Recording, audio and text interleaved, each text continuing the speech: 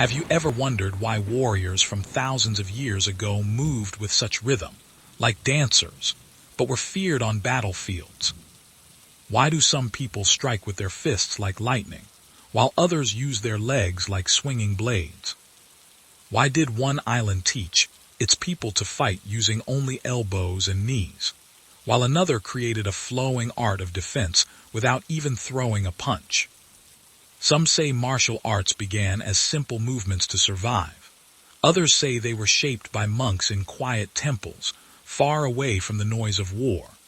But all across the world, in jungles, deserts, mountaintops, and ancient cities, people were discovering their own ways to move, protect, and endure. Each martial art is more than just a way to fight. It's a piece of history, a culture, a belief, a philosophy, passed down like a secret whisper from one generation to the next. In this story, you'll hear about powerful strikes from Thailand, silent movements from Japan, fearless grapplers from Brazil, and ancient warriors from India, whose moves were inspired by animals. You'll learn where each style began, how they evolved, who mastered them, and why people still practice them today, from quiet dojos to roaring stadiums.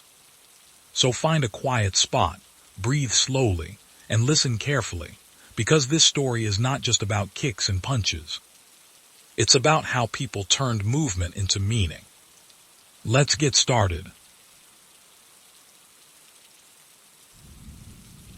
In the soft early light of a quiet Korean morning, a barefoot child steps onto a smooth wooden floor. The air is still, the world is slow, and the only sound is the faint swish of cloth and the quiet thump of practiced feet. What begins as a simple motion, one hand raised, one foot forward, becomes a lifelong journey, a gentle art born from centuries of culture and a deep desire to bring body, mind, and spirit into harmony. Have you ever wondered why people from all over the world lift their legs in the air with such precision, spin with such grace, and bow with such quiet pride? Why has Taekwondo, a martial art from the small Korean peninsula, found a home in dojos from Delhi to Denver? The story is long, peaceful, and full of surprising beauty. Let us begin. A long time ago, before Korea was even one country, warriors lived in kingdoms like Goguryeo, Silla, and Beach. They trained their bodies and minds with movements that looked like dancing but were really ways of protecting themselves. These early forms of martial arts were known as Taekwondo and Subak. They were passed down quietly, from teacher to student, father to son, friend to friend. Not written in books, but remembered in bodies. In the Silla Kingdom, there were elite warriors called Hwarang. They were young men who followed a code of honor and discipline. They practiced these early forms of martial arts not to fight, but to protect their land and their people. Over time, their graceful kicks and firm stances became part of Korean tradition, but history moved forward. Korea went through many changes: peace, war, occupation. Martial arts changed too. Sometimes they were hidden. Sometimes they were nearly forgotten. Then came the 20th century. Korea was rebuilding after occupation and war. There was a need to remember its roots, to find something that could bring strength and pride back to its people. In the 1940s and 1950s, several martial arts schools, or kwans, began to form. They studied old Korean techniques and added new ideas from karate and other martial arts. Out of this effort, a new martial art was born. In 1955, General Choi Hong-hai gave it a name: Taekwondo. T means to kick with the foot. Kwon means to strike with the hand. Do means the way or the path. So Taekwondo means the way of the foot and the fist. It wasn't just about fighting. It was about balance, respect, and learning to master yourself. General Choi helped bring Taekwondo to the military, to students, to families. It grew quickly. Taekwondo is known for its high kicks, fast spins, and graceful forms. But it's not only kicks and punches. It teaches patterns called pumsi. These are like gentle dances. Each one tells a story, and each movement has a meaning. Taekwondo has different types too. There is World Taekwondo WT, which focuses on sport and Olympic competition, and the International Taekwondo Federation ITF, which follows more traditional techniques. In Taekwondo, you learn in steps. First, you are a beginner.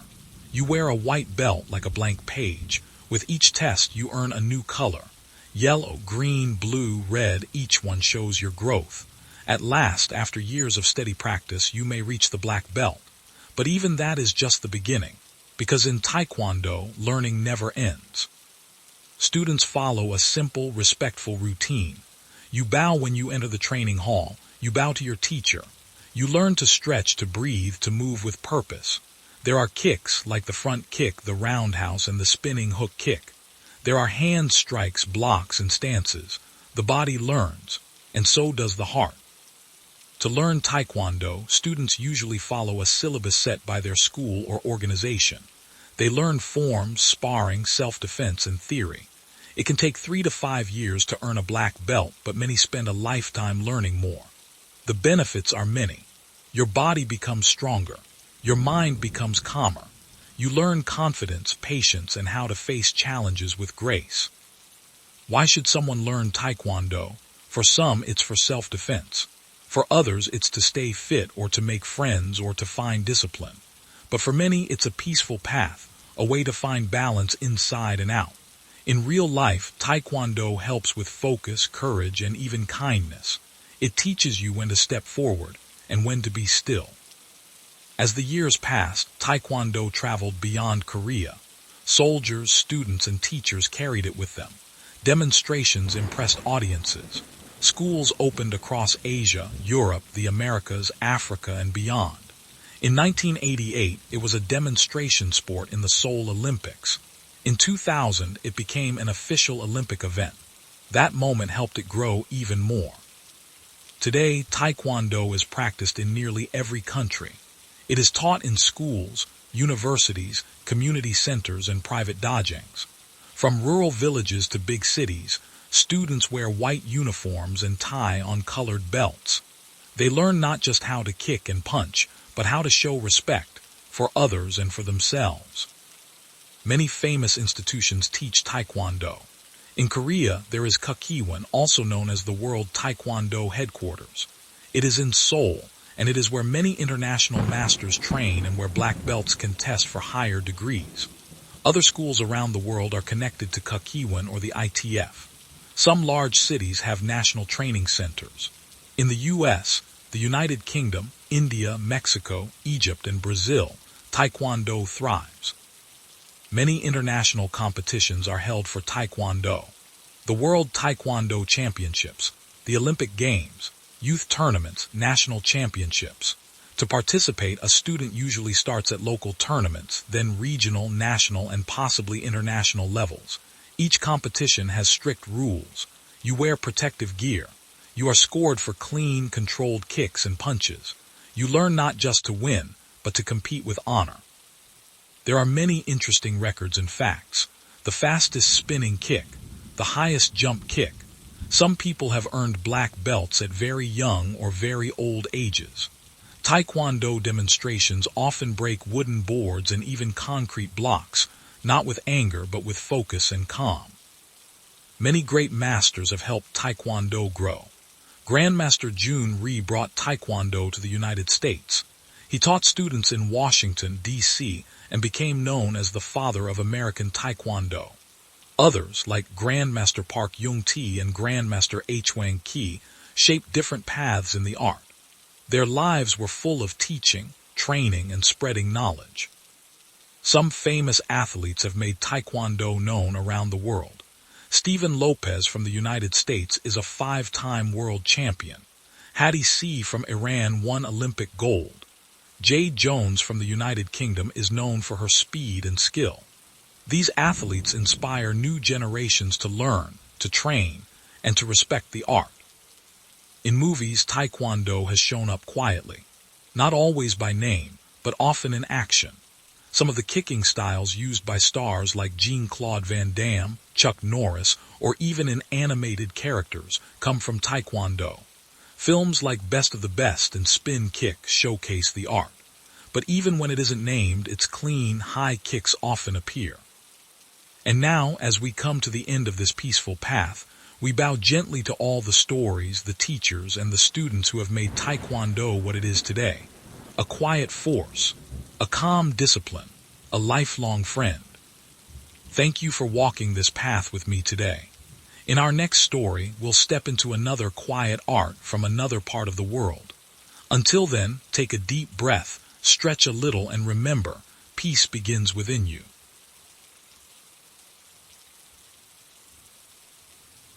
The waves crash gently on the Okinawan shore. The wind is warm, the sand soft beneath your feet, and in the distance you see a figure moving slowly, silently. Their hands glide through the air like flowing water, then strike as sharp as lightning. You wonder, what are they doing? Why do their movements seem so calm, yet so powerful? This is not just a dance. It is not a show. It is a language older than most cities, whispered through generations. It is karate. But how did it begin? Who created it? And why do so many people from around the world study it even today?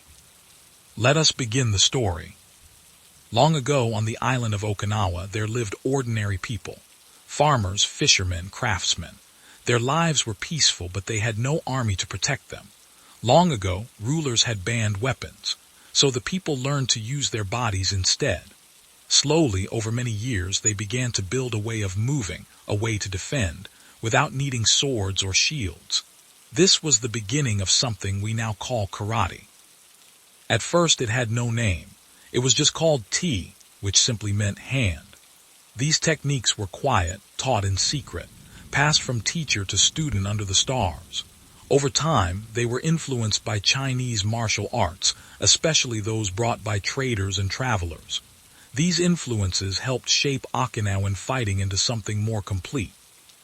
In the 1800s, a man named Saken Matsumura became known for his skill and knowledge. He had studied in China and brought new ideas to Okinawa.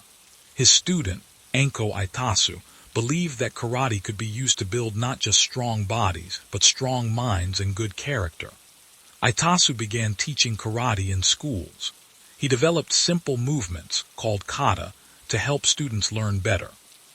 One of his students was Jichin Funakoshi, a quiet, humble man who would later introduce karate to Japan. Funakoshi believed deeply in peace. He believed karate was not about fighting, but about becoming a better person. In 1922, he gave a demonstration in Tokyo. People were amazed. His movements were smooth, focused, and full of meaning. He wrote books and taught students. He called this art karate, meaning empty hand. It was not just about fists. It was about balance, breathing, and respect. Now let's gently explore what kind of martial art karate is. Karate is a striking art. That means it focuses on punches, kicks, knee strikes, and open hand techniques. It also includes blocks, parries, and movements that redirect energy. A student begins by learning basic stances. Then they learn how to move forward, back, sideways while staying balanced. Next come the basic strikes, the straight punch, the front kick, the knife hand strike. Karate is usually divided into three parts: Kihan, Kata, and Kumite. Kihan means basics, the building blocks of movement. Kata is a set pattern of movements like a dance of defense and attack performed alone. Kumite means sparring, when two people practice techniques together. Each part helps develop different skills: strength, timing, memory, control, and awareness. There are many styles of karate. The most well-known are Shotokan, Gajiryu, Shidoryu, and Wadaryu. Shotokan is known for its long stances and powerful strikes. Gajiryu mixes hard and soft techniques. Shidoryu includes many kata. Wadaryu blends karate with Japanese Jiu-Jitsu. Learning karate is like growing a tree. It starts slow. You learn how to stand, how to bow, how to breathe. You follow a syllabus, a list of techniques and kata to master. In many schools, belts are used to show progress. You begin with a white belt, then slowly move through colors like yellow, green, blue, brown, until one day you reach black. But even then, you're still learning. Karate training teaches more than how to fight. It teaches how to listen, how to wait, how to calm your thoughts. Classes often begin and end with meditation. You train barefoot in silence with respect. There are rules not just for movement, but for behavior. No shouting, no showing off. Karate is for everyone, but not for ego. How long does it take to learn karate? It depends. Some people train for years to reach black belt. Others train their whole lives, always finding something new to improve. The true goal is not the belt, but the journey. Why should someone learn karate? The answers are many. It builds confidence. It improves balance and strength. It helps children focus. It helps adults manage stress. It teaches discipline, patience, and peace. In real life, karate can help you stay safe. Not by teaching you to fight, but by helping you avoid danger. A calm mind sees more clearly. A strong body can move quickly. A person who trains in karate learns how to stand tall, walk with awareness, and speak with kindness. Over time, karate traveled far from Okinawa. It spread to Japan. Then, after World War II, American soldiers brought it home. Soon, dojos, training halls began to appear across Europe, the Americas, Africa, and beyond. In the 1970s and 80s, movies made karate even more popular. Stories of underdogs, wise masters, and epic tournaments captured the world's imagination. Today, karate is practiced in over 190 countries. It was added to the Olympics in 2021. Competitions are held around the globe. But for many students, the real reward is not a medal, but the quiet confidence karate gives them. There are many famous karate institutions around the world. The Japan Karate Association is one of the oldest. In Okinawa, dojos still train in the traditional way. In the United States, organizations like the International Shotokan Karate Federation help keep the art alive. In India, Europe, South America, almost every country has dojos, seminars, and teachers who dedicate their lives to this art. If you want to learn karate, you can start today. Look for a school near you. Watch carefully. The dojo should be quiet, clean, and respectful. The teacher should be kind and patient. Your journey begins with one small step, perhaps just a bow. Karate is also a sport. There are local and international tournaments. Some focus on kata, the performance of forms. Others focus on kumite, controlled sparring. Points are given for clean, fast techniques. Judges watch closely. Safety is always important. Many students enjoy the chance to test themselves in a safe environment. Some world records in karate are quite interesting. The fastest punch ever recorded was over 70 kilometers per hour. Some karateka, that means someone who practices karate, can break 10 bricks with one strike. But these are not the main goals. The best records are the quiet ones. A shy child who learns to speak up. A busy adult who finds peace. Some masters became legends. Jichin Funakoshi, who brought karate to Japan. Maz Yama, who founded Kyokushin Karate and once fought a bull barehanded. Hirokazu Kanazawa, who helped spread Shotokan around the world. These teachers gave more than techniques, they gave wisdom. Karate has appeared in many movies. The Karate Kid is the most famous. It told the story of a boy who learned not just to fight, but to believe in himself. Other films like Enter the Dragon, though more focused on kung fu, helped introduce martial arts to the world. Today, karate continues quietly, peacefully, in homes, in parks, in dojos. Young children learning their first kata, older adults training for health and clarity. Karate is not just for the strong. It is for the kind, the patient, the thoughtful. As we end this story, imagine yourself on that Okinawan beach again. The wind is soft. The waves rise and fall. Your hands move slowly, balanced, calm. You are not fighting. You are listening, learning, growing. That is karate. And in the next story, we will discover another martial art, just as ancient, just as wise, just as full of quiet power. Until then, breathe deeply. And remember, the empty hand can still hold great strength. Now let me tell you another story. But this is not just any story. This is a story of ancient rhythms, silent warriors, and the quiet echo of bare feet on warm stone. a story that begins in the jungles of Southeast Asia, where warriors once danced not with music but with fists, knees, and elbows. Have you ever heard of a fighting art that was born in the calm before battle, practiced under the sun, and whispered across centuries? Have you ever wondered why a martial art built on the power of 8 limbs became a gentle whisper of tradition across the world? You're about to find out. Long ago, when Thailand was not yet called Thailand, when the land was made of rice fields and wandering kingdoms, people lived in small villages. These people needed to protect themselves not just from invaders but from wild animals, bandits, and the uncertain nature of life. From this need, something slowly formed. It wasn't written down nor taught in books. It was passed from father to son, from teacher to student, from heart to hand. It was called Muay Boran, the ancient art. Over time, Muay Boran would evolve, and the name it would take, a name known across the world today, is Muay Thai.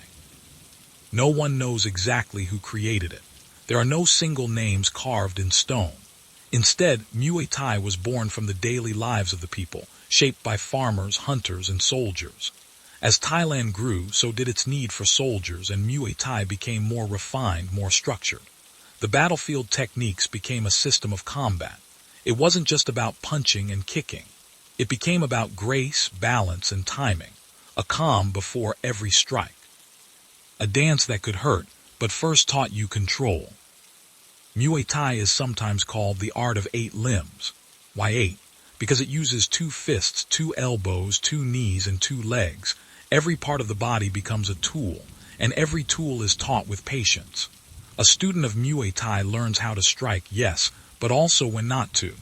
A soft block with a shin, a careful slip of the head, a gentle pivot on the ball of the foot. There are different styles within Muay Thai. Some fighters are known for their powerful punches, the Muay mat style. Others, the Muay Kao, are knee specialists, closing the distance and controlling the clinch. Then there's Muay Femur, the technician, the artist who paints with precision. Every style teaches the same lesson in the end: patience, presence, and perseverance. To learn Muay Thai, one does not rush. Training begins slowly. The student learns how to wrap their hands, how to bow respectfully, how to balance. At first, it feels more like meditation than combat. There's a rhythm to the practice, a daily routine that feels almost like a peaceful song. The basic strikes are taught first: punches, elbows, knees, and kicks. Then comes the clinch, a close-range grappling style unique to Muay Thai. It's not just physical. The mind must be strong too. Every move is about timing, and timing is about calmness. Many gyms follow a structured syllabus. It may take years to become advanced. Some say it takes a lifetime. There are no belts like in other martial arts. Progress is measured not in color but in wisdom and experience. Still, some modern gyms may offer rankings or levels to help beginners track their journey. Most students start noticing benefits early: better posture, more confidence, a calm mind, and a body that feels more alive. But why learn Muay Thai? The answers are gentle. For self-defense, yes, it's highly effective. But also for discipline, for confidence, for finding a quiet strength inside yourself. In real-world situations, Muay Thai gives you not just the ability to defend yourself, but the awareness to avoid danger altogether. It teaches you to remain calm in stressful situations, to breathe when others panic, to move when others freeze.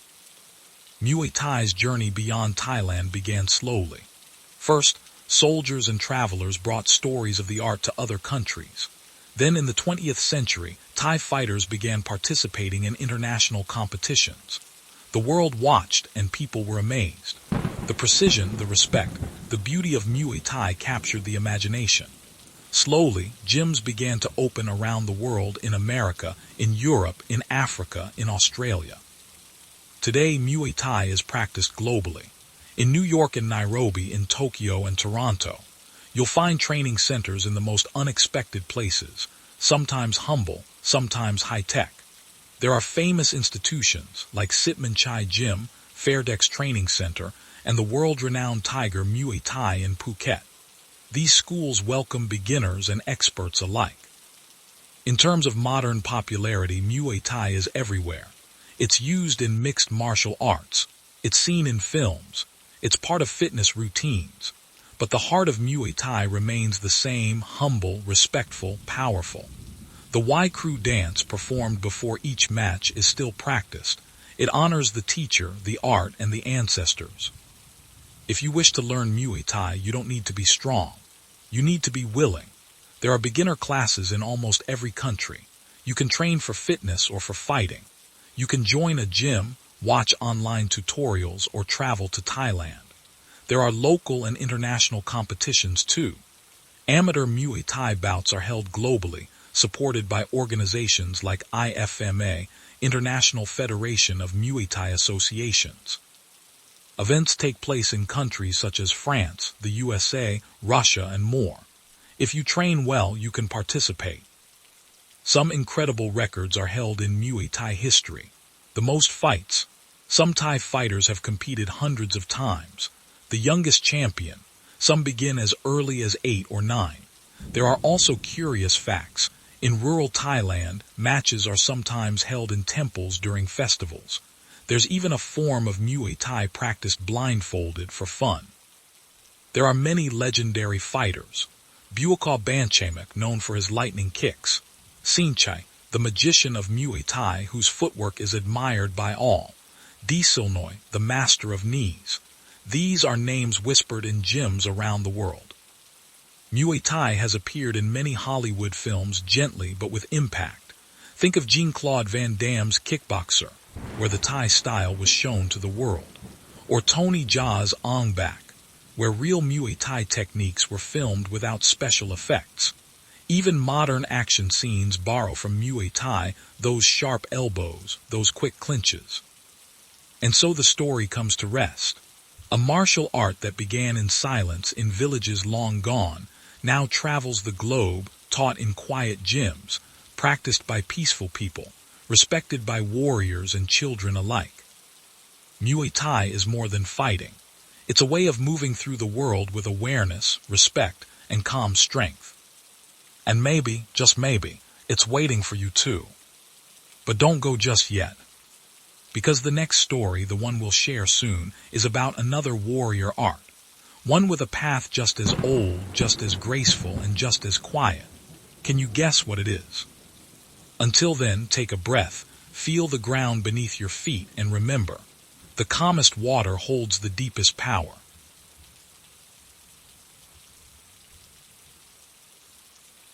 Have you ever seen a leaf fall in slow motion, swirling softly to the ground, or a quiet river flowing around a rock without stopping? Now imagine if a person could move like that, calm, flowing, but strong. This is the world of Kung Fu, a martial art that was shaped not by war, but by nature, by patience, and by the quiet wisdom of ancient times.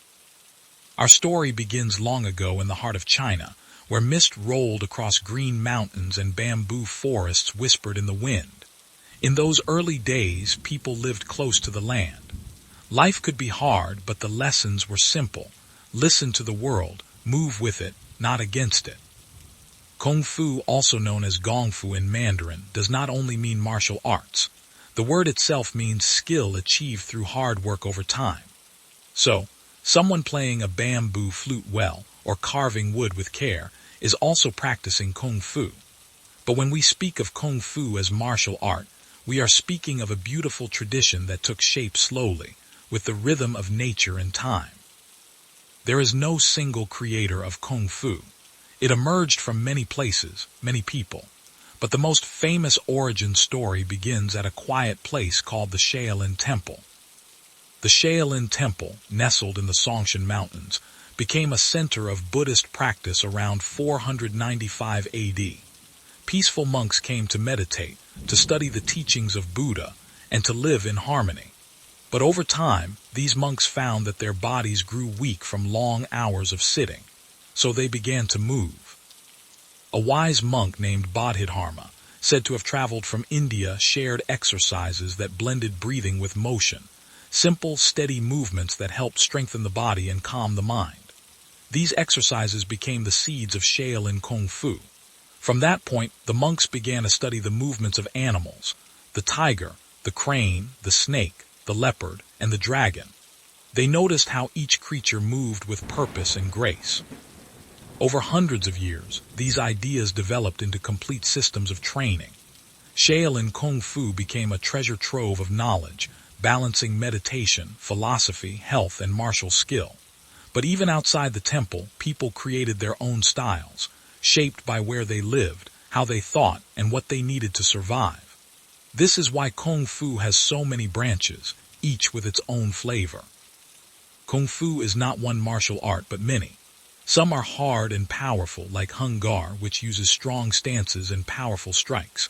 Some are soft and flowing like Tai Chi, which moves like a slow river. Others, like Wing Chun, focus on close combat and sensitivity to the opponent's energy. There are also styles like Baguazhang with its circular walking, and Xingyiquan with its straightforward, focused strikes. Each style reflects the heart of its creator. In Kung Fu, there are many techniques: punches, kicks, blocks, throws, and more. But perhaps more important is how they are performed. A Kung Fu student learns not just to strike, but to move with intention, with calm, with balance. Forms known as Taolu are practiced, choreographed patterns that teach rhythm, focus, and inner peace. Learning Kung Fu is a gentle journey. It begins with the basics: standing postures, breathing exercises, and simple movements. Over time, the student learns to connect the body with the breath with the mind. Classes may start with warm-ups, stretching, and stance training. Then come the techniques, followed by forms and sometimes partner practice. Some schools use colored sashes or belts to show progress, while others follow a more traditional path, where growth is marked by skill and the teacher's guidance. Learning Kung Fu takes time, months, years, even a lifetime. But each step teaches not only how to move, but how to be still, how to think, and how to see. Kung Fu is not only for self-defense. It teaches patience, respect, and discipline. It helps build strength without aggression. In real life, it helps a person remain calm in chaos, alert in danger, and peaceful in mind. It is as much about inner power as it is about physical technique. As centuries passed, Kung Fu quietly spread beyond China. Traveling monks, scholars, and traders shared its teachings. In the early 20th century, schools began to open in cities. Chinese immigrants brought Kung Fu to new lands. And then something special happened: cinema. In the 1960s and 70s, films starring Bruce Lee introduced Kung Fu to a global audience. His speed, power, and philosophy made people all over the world curious. From there, schools opened in the United States, Europe, Africa, and South America. Teachers from China traveled to share their knowledge, and Kung Fu became not just a Chinese tradition, but a world treasure. Today, Kung Fu is practiced across the globe. Countries like the United States, the UK, France, and Australia all have strong Kung Fu communities. Some famous institutions include the Shaolin Temple Cultural Center, USA and China, the International Wing Chun Martial Art Association, and the Hong Kong Wing Tsun Athletic Association. If someone wants to learn, they can search for a local school or an online class. Many teachers offer gentle introductions for beginners. All you need is an open mind, loose clothing, and a little space to move. Kung Fu also has a place in sports. Wushu, a modern performance version of Kung Fu, is practiced competitively and has been featured in the Asian Games and international championships. Wushu includes both barehand forms and weapon forms, performed with grace, precision, and beauty. While Kung Fu is not yet an Olympic sport, its international tournaments attract students from all over the world. Some of the largest competitions include the World Wushu Championships and the Shaolin International Cultural Festival.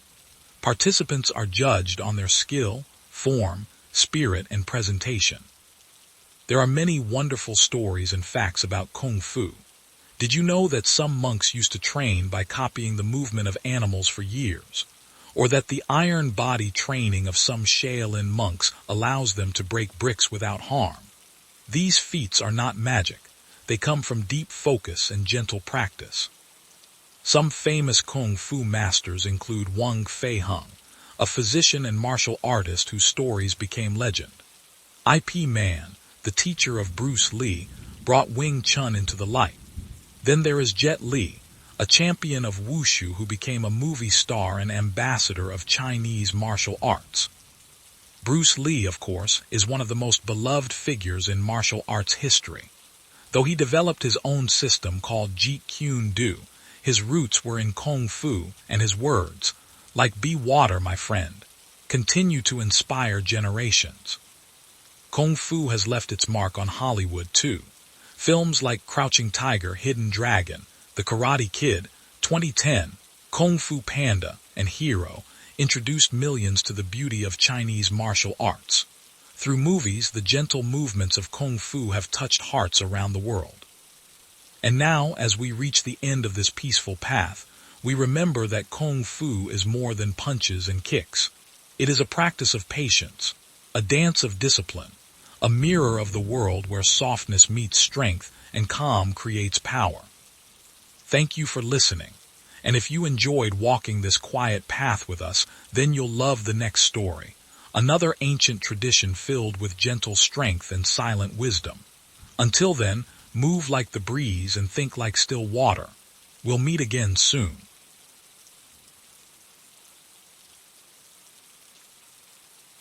Imagine a world where the smallest person in the room could gently, gracefully, and peacefully overcome someone twice their size, not with brute strength, but with quiet technique, where a calm breath could defeat panic, and where softness could outlast force. How is this possible? What is this art that teaches you to win without throwing a single punch? And how did it start in the sunny neighborhoods of Brazil before traveling across oceans and mines to become one of the most beloved martial arts in the world? This is the story of Brazilian Jiu-Jitsu, a gentle, flowing art of control and survival. But its roots don't begin in Brazil. They go back even further to ancient Japan. A long time ago, Japanese warriors known as samurai needed a way to protect themselves when they lost their weapons. Swords could fall, arrows could miss, but hands were always there. So they developed a soft, flowing style called Jiu-Jitsu, the art of softness or yielding. Instead of meeting strength with strength, it focused on using an attacker's energy against them. Throws, locks, pins, all designed to neutralize without injury. Over centuries, this evolved into Judo, thanks to a gentle teacher named Jigoro Kano. He believed in maximum efficiency, minimum effort. And in the early 1900s, one of his students, Mitsuyo Mida, carried these teachings to Brazil. Mida was a traveler, a performer, and a martial artist. When he reached Brazil in 1914, he met a man named Gastão Gracie who helped him settle there. Out of gratitude, Mida taught Gastão's son, Carlos Gracie. And from that moment on, something beautiful began to bloom. Carlos and later his younger brother Helio took what Mida taught and shaped it into something new. Helio was not strong. He was thin, sickly, and quiet. But through adaptation, he discovered that with the right leverage and timing, even a small person could defend against a much larger one. This new style became Brazilian Jiu-Jitsu, or BJJ. So what exactly is Brazilian Jiu-Jitsu? It is a martial art, a sport, and a philosophy. Unlike other arts that focus on strikes or weapons, BJJ is almost entirely based on grappling, using techniques like joint locks and chokeholds to control an opponent without harming them. It is like a quiet conversation, where two people try to read and respond to each other's movements. There are no punches, no kicks, just timing, patience, and gentle pressure. There are two main forms, gi and no-gi. In gi, practitioners wear a thick jacket and pants like traditional judo. In no-gi, they wear tight-fitting athletic clothes. Both forms teach the same principles: control, escape, sweep, and submit. To learn BJJ, you don't need to be strong. You just need curiosity. A typical class begins with a warm-up, gentle rolls, shrimps, hip escapes, movements that feel more like a slow dance than exercise. Then comes technique, where a teacher demonstrates a move. Maybe a guard pass, maybe a triangle choke. Students pair up and practice slowly, like writing letters on a new page. Then there's sparring or rolling, where partners try out what they've learned in a friendly match. Everyone starts as a white belt. From there they earn blue, purple, brown, and finally black. But the belt isn't the goal. The journey is. The syllabus includes core positions: guard, mount, side control, back control, and more. Each has dozens of techniques and counters. There's a logic to it, like learning a new language. Most people take about 8 to 10 years to reach black belt. But even in the first few months, the benefits show, not just physically, but mentally. You learn to stay calm under pressure, to breathe through discomfort, and to be humble in both victory and defeat. Why learn Brazilian Jiu-Jitsu? Because it teaches you to protect yourself without hurting others. Because it turns fear into focus. Because it builds discipline and confidence in children and peace and clarity in adults. In real life, it's useful in self-defense situations, especially against bigger or aggressive attackers. Police and military units train it for this reason. But for many, it becomes more than defense. It becomes a way of life. The art began in Brazil, but it didn't stay there for long. In the 1990s, the Gracie family brought BJJ to America. In the first UFC event, a small man named Royce Gracie shocked the world by beating much larger fighters using only grappling. He didn't punch, he didn't kick, he just flowed. The world took notice. Soon, gyms opened everywhere. BJJ competitions began. People of all backgrounds, sizes, and ages started training, and it kept growing. Today, Brazilian Jiu-Jitsu is practiced in nearly every country. In the United States, it's everywhere from small towns to big cities. In Japan, it returned home with a new face. In Europe, it flourishes in cities like London, Paris, and Berlin. In the Middle East, it's taught to soldiers and schoolchildren alike. Famous institutions include Gracie Barra, Alliance Jiu-Jitsu, Otto's, Checkmate, and Nova União. Many have thousands of affiliates worldwide.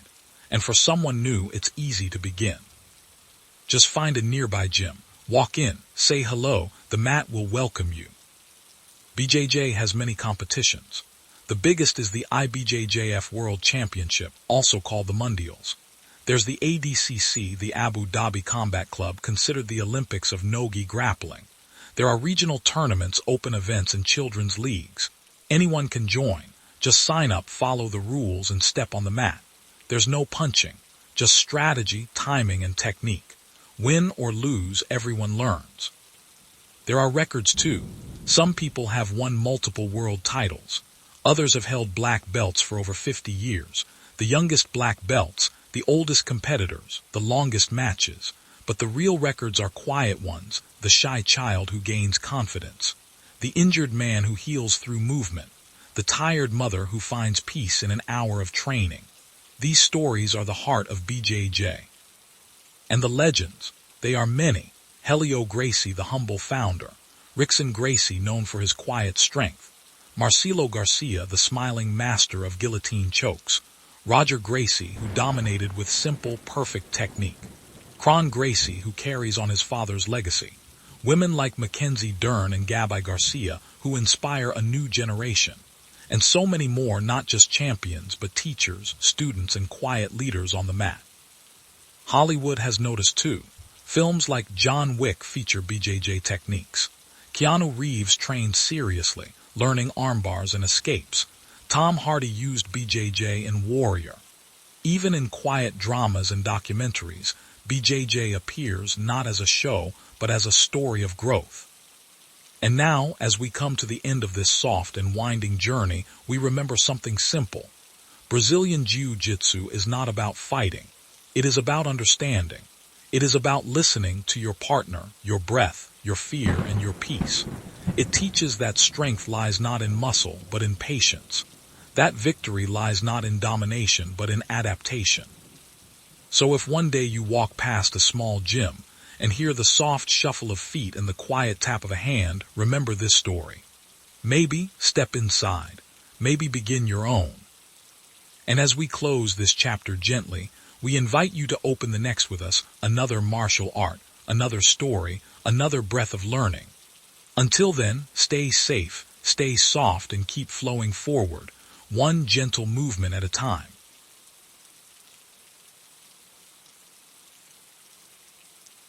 Have you ever wondered how a peaceful philosophy could be hidden inside a fighting art? or how a gentle throw could be more powerful than a punch. And what if we told you this art was born not from war, but from wisdom? Today, we begin a slow, calm journey into the quiet, graceful world of Judo. Let's start a long time ago in Japan. The air was still. The traditions were deep.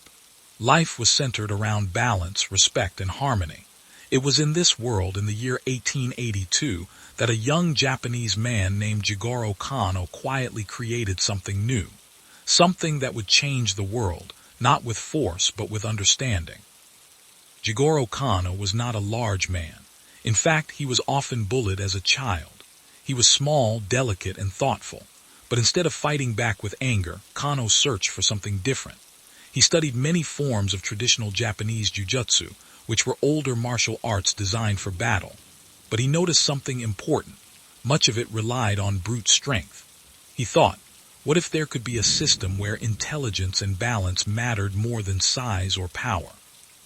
So he gathered the best parts of Jiu-Jitsu, the throws, the holds, the pins, but left behind the parts that could cause harm. And with care, patience, and deep thought, he gave birth to something gentle. He called it Judo. The name itself means the gentle way. He opened the first Judo school, the Kodokan, in a small Buddhist temple. There were only 12 mats on the floor, 12. But that little room would go on to inspire millions around the world. Kano wasn't just teaching people how to fall or throw. He was teaching a philosophy, maximum efficiency, minimum effort, and mutual welfare and benefit. These were the two golden principles of Judo. Judo is different from many martial arts. It's not about striking. There are no punches, no kicks. Instead, it's about balance. It's about using your opponent's force not against them, but with them. If someone pushes, you pull. If they pull, you move. You don't resist with violence. You guide with understanding. That is the soul of Judo. In Judo, techniques are divided into categories. The most important are nejiwaza, which means throwing techniques. There are many ways to gently unbalance someone and place them on the mat without harm. Seoi-neji, where you lift and roll someone over your shoulder. Osodogari, a sweeping leg throw. Haragoshi, a hip sweep. Each throw is like a small dance performed with fluid motion. Then there are kajimiwaza, the grappling techniques. These include asikomi-waza, pins, shimiwaza, chokes, and kensetsu-waza, joint locks. But remember, everything in Judo is controlled. It's not designed to hurt. It's designed to learn, to understand, to grow stronger together. So how does one learn Judo? It begins with a bow. A bow to your partner, a bow to your teacher, a bow to the mat. Respect is everywhere. Training begins with learning how to fall safely, yukimi. This is one of the most important parts of Judo. Before you learn to throw, you must learn to fall. There is great wisdom in that. The path of learning Judo is slow, peaceful, and steady. There are belts that show your progress, starting with white and moving through colors like yellow, green, blue, brown, and finally black. But in Judo, the black belt is not the end. It's the beginning of deeper understanding. Each class includes practice with partners, learning techniques, and applying them in randori free practice. It's not a fight. It's a conversation, a calm back and forth.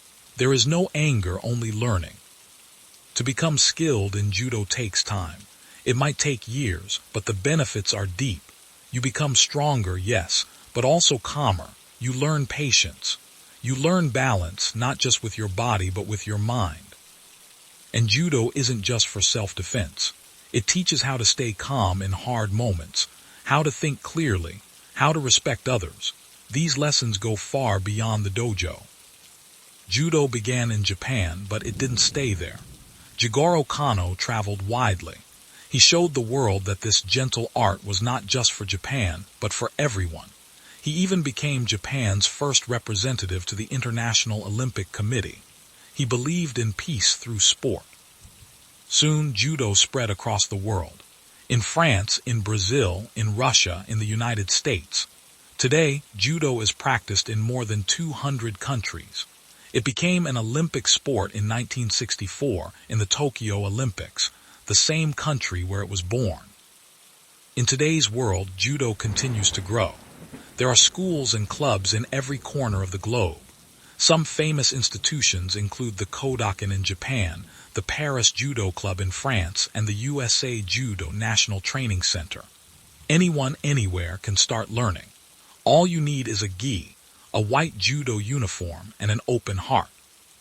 Many countries have their own federations and competitions. Some of the major games include the Olympics, World Judo Championships, and the Grand Slam tournaments. If someone wants to compete, they can train locally, enter regional competitions, and slowly climb the ranks. There's space for everyone, from children to seniors. And what about records? Did you know that Teddy Riner of France holds 10 world championship titles? Or that Ryoko Tani of Japan won medals in 5 different Olympic Games? These are not just athletes. They are calm warriors who win with grace. There are many wonderful masters too, like Yasuhiro Yamashita, who once won 203 matches in a row, or Anton Geesink, the Dutchman who broke Japan's long streak and brought judo to Europe in a big way. Their stories are full of dedication, but always peaceful. Judo has even appeared in Hollywood. In movies like The Bourne Identity and The Matrix, you'll see smooth throws and calm grappling, borrowed straight from the dojo. Even James Bond knew a bit of judo.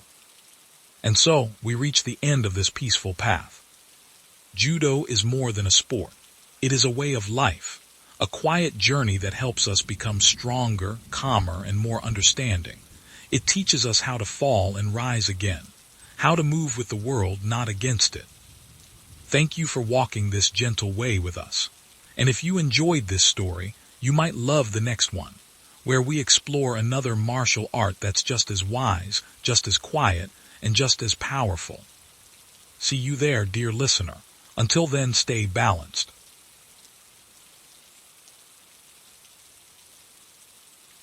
Have you ever wondered why two people, wearing gloves, step into a square ring and move in circles? Why they dance, duck, weave, and strike with such calm rhythm and practice control? Why the simplest of movements, the jab, the cross, the step, can tell such a deep and ancient story?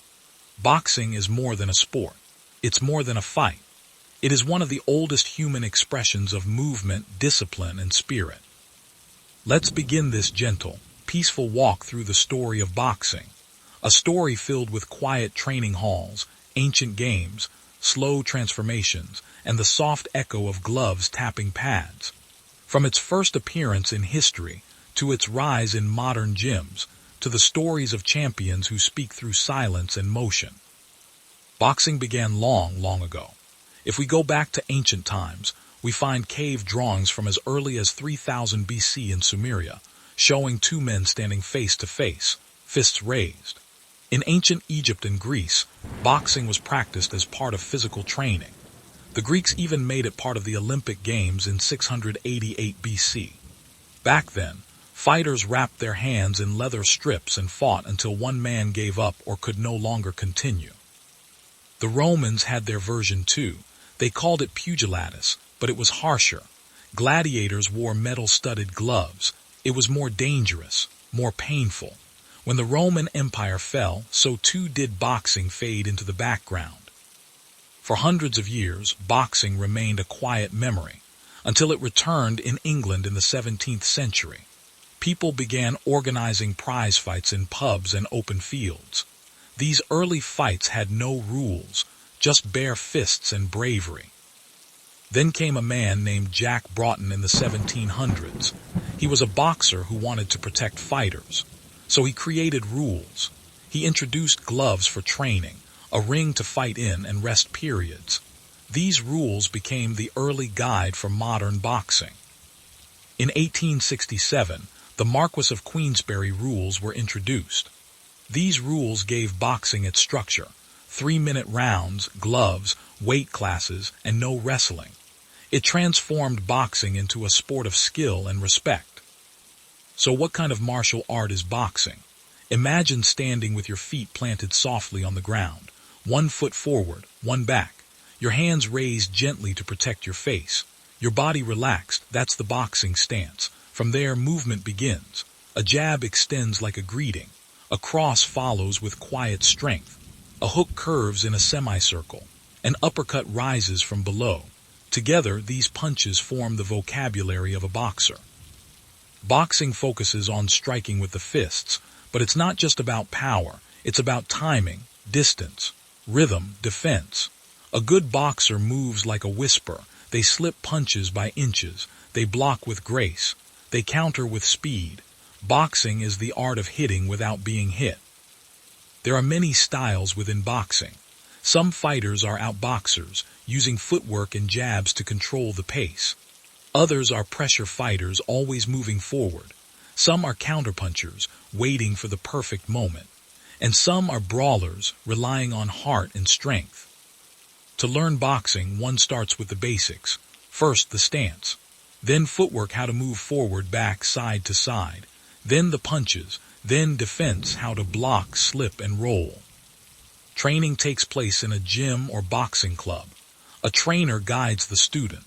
There's usually a warm-up, followed by shadow boxing, bag work, mitt work, and conditioning. Then maybe sparring if the student is ready. There are no belts in boxing. Progress is shown through improvement, fitness, skill, and understanding. Beginners start slowly. With time, they learn combinations, movement, and strategies. How long does it take to learn? In a few months, a beginner can feel comfortable with the basics. In a year, they may be able to spar lightly. In 5 years, they may reach a high amateur level. Some train for fitness. Others aim for competition. But all benefit. Boxing improves coordination, endurance, strength, and confidence. It teaches focus. It clears the mind. It gives discipline. And it offers a calm space to grow. Why learn boxing? Because it brings body and mind together. It teaches control under pressure. It gives you tools to protect yourself. It helps with anxiety, anger, and stress. And it creates community.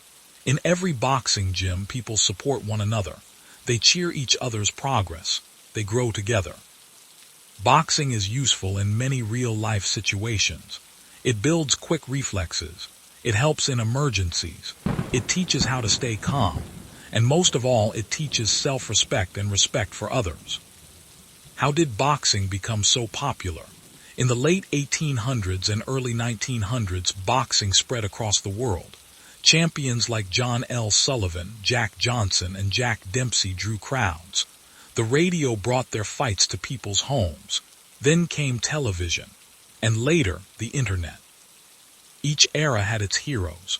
Joe Louis in the 1930s and 40s. Sugar Ray Robinson in the 50s. Muhammad Ali in the 60s and 70s. Mike Tyson in the 80s and 90s. Manny Pacquiao and Floyd Mayweather in the 2000s. Today, boxing continues to grow. It remains one of the most watched sports in the world. Boxing gyms are everywhere, from big cities to small villages. In the United States, there's Gleason's Gym in New York. In the UK, Repton Boxing Club. In Cuba, the Finca Gym. In the Philippines, the Wild Card Gym. In Mexico, the Romanza Gym. Viewers can learn boxing from home too. Online platforms offer beginner lessons. Apps provide training plans. Many people shadowbox in their bedrooms. Others use punching bags in their garages. Boxing is for everyone, young or old, beginner or experienced. As for games and competitions, there are amateur and professional levels. Amateur boxing is seen in the Olympics, Commonwealth Games, and World Championships. Professional boxing has belts, WBC, WBA, IBF, and WBO. Fighters work up through ranks to become world champions. There are many world records too. Fastest knockout, longest undefeated streak, most title defenses, most punches thrown in a round.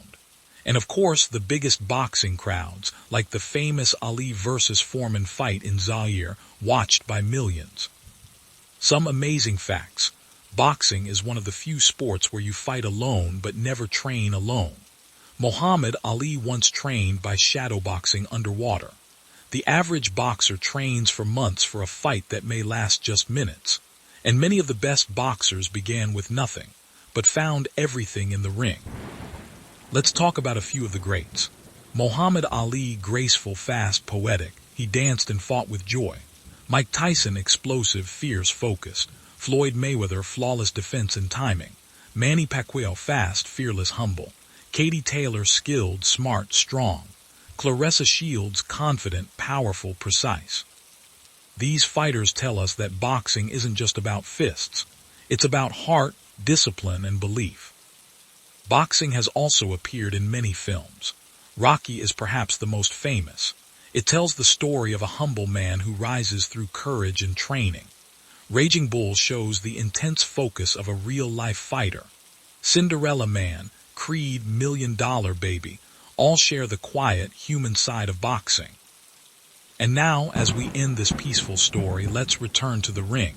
It's not just 4 ropes and a canvas. It's a place of learning, a space of truth. In boxing, every movement means something. Every breath is a moment of calm, and every step forward is a choice to grow. Thank you for listening to this gentle journey into the world of boxing. May it stay with you like a soft rhythm in the background of your day. In the next story, perhaps we'll step into a new art, one that kicks or flows or flies. Until then, keep your hands up, your feet steady, and your heart strong.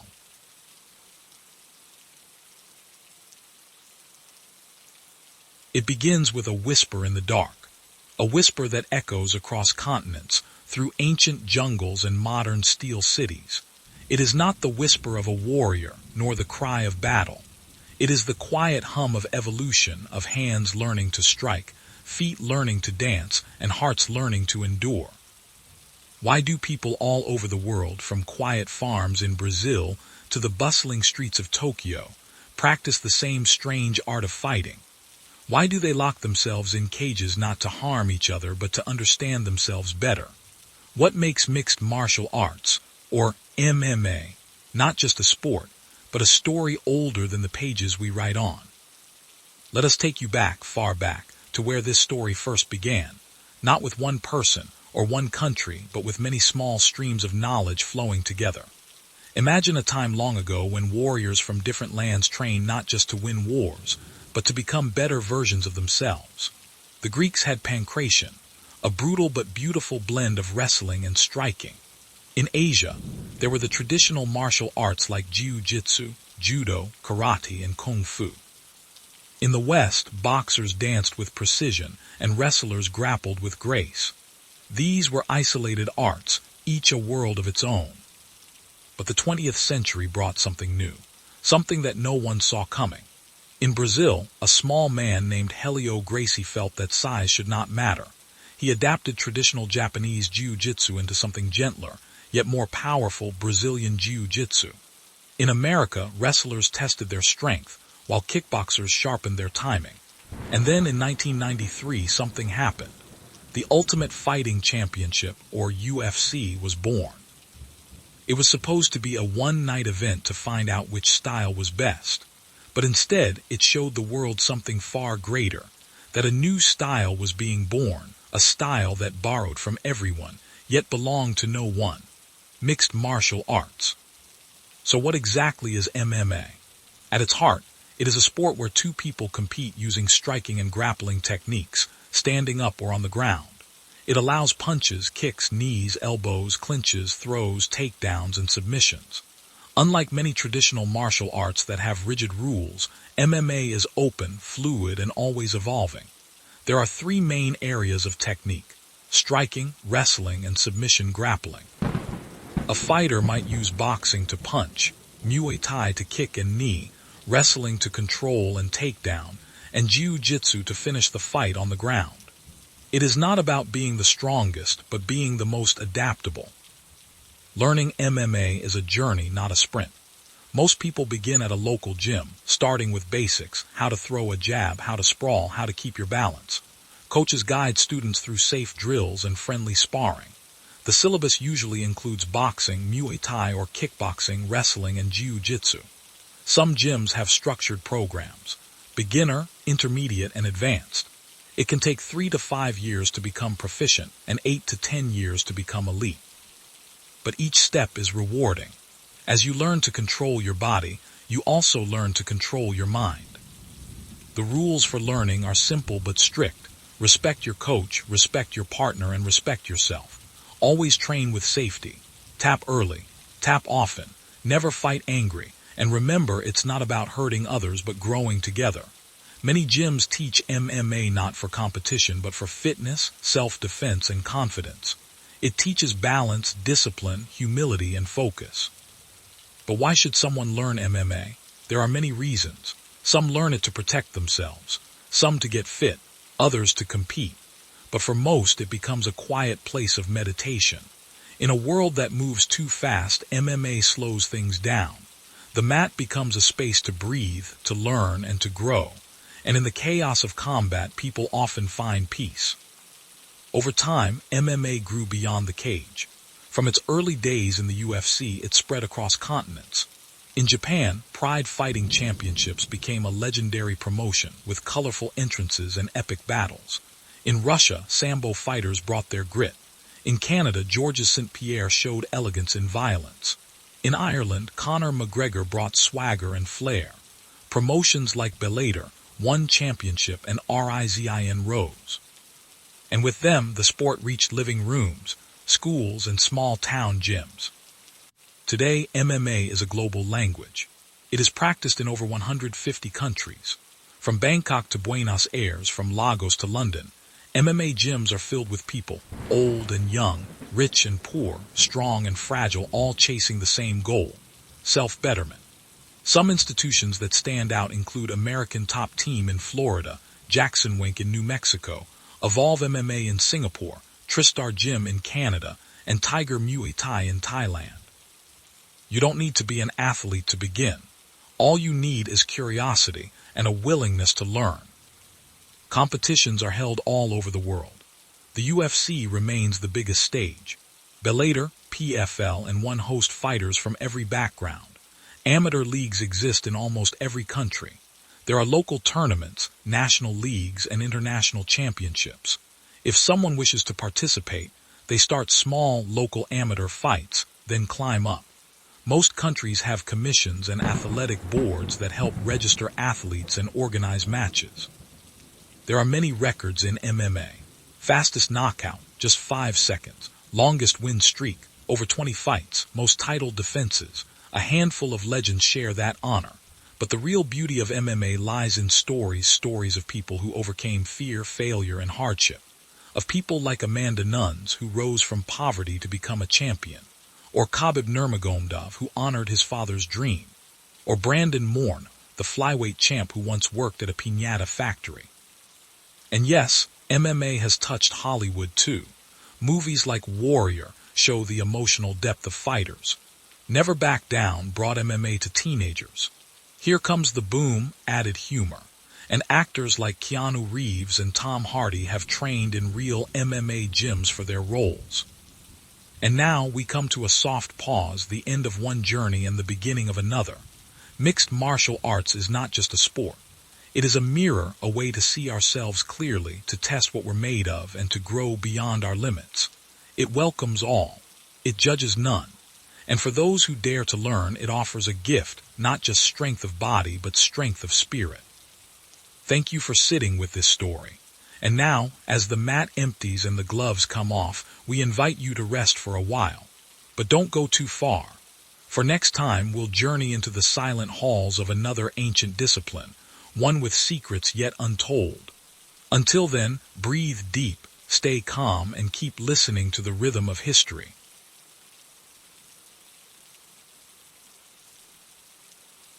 It starts with a soft thud, the quiet sound of a foot brushing against a padded surface. Then a rhythmic echo follows, the shuffle of feet, the controlled breath in and out, and the sound of gloves tapping the air. There's no shouting, no chaos, just a calm dance of movement, timing, and awareness. It is not a battle, it is a rhythm, a moving meditation. But behind this peaceful pattern lies something ancient, something powerful. What is it that makes kickboxing more than just punches and kicks? Why do people all over the world choose this art to strengthen not just their bodies, but their hearts and minds? This is the story of kickboxing, a martial art built on balance, focus, and movement. But to tell this story fully, we must first go back. Not to one place, but to many. Because kickboxing did not start in a single country or at a single time. It is a blend, a meeting point, a conversation between different fighting traditions.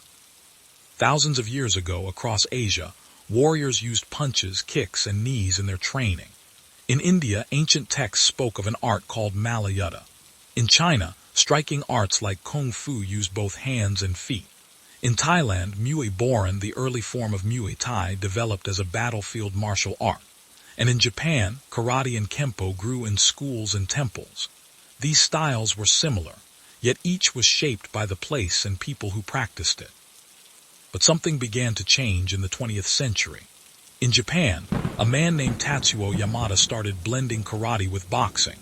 He believed that full-contact training would improve both arts. Later, Osamu Noguchi, a Japanese boxing promoter, brought in Muay Thai fighters from Thailand. They began mixing styles in real matches. These early events, held in Tokyo during the 1950s and 1960s, are considered the birth of modern kickboxing. From Japan, kickboxing began to spread. It reached the United States in the 1970s. American fighters combined karate with Western boxing and started to compete under full-contact rules. This became American kickboxing. In Europe, the art evolved further. Dutch fighters added Muay Thai-style leg kicks, creating Dutch kickboxing, known for its fast combinations and strong footwork. So what we now call kickboxing is not one art, but many styles woven into one name. So what kind of martial art is kickboxing? At its heart, it is a striking art. You use your hands, your feet, your knees, and sometimes your elbows. It teaches you how to stand, how to guard, how to move. It trains timing, knowing when to strike and when to step back. It focuses on rhythm and control. There are many types: Japanese kickboxing, American kickboxing, Dutch kickboxing, and even hybrid styles that borrow from Muay Thai or Savate, the French foot fighting art. Some styles allow knees and low kicks. Others do not.